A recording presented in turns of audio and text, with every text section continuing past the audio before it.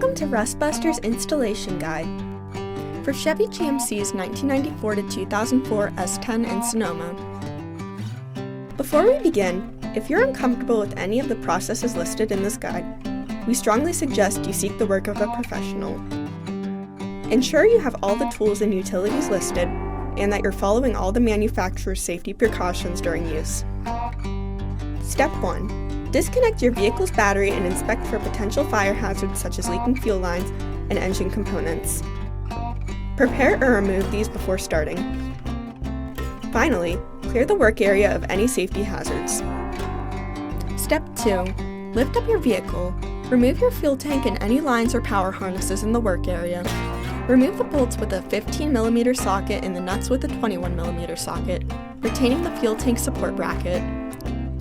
With an 18mm socket, remove the bolt retaining the leaf spring. Step 3. Hold the part up to the frame and mark off its coverage. Cut off your bed mount, cab mount, and leaf spring bracket. Then, grind down the frame for your rust and debris, revealing bare metal. Paint the part with a weld-through primer to help prevent against rust development. Step 4. Our part features a perforated plate that can be removed to fit over your brake line bracket. To do this, cut out the square perforated plate. Then, we'll need to bend over the top section so we can slide our part onto the frame. Cut one side off the top section and bend it over with pliers. Step 5. Slide your leaf spring frame section onto the frame using the holes to help with the alignment.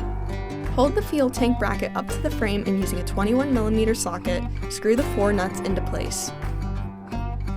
Step 6. Following proper welding procedures, tack weld the frame section into place before tack welding on the support plate. Then, bend the top section back into place.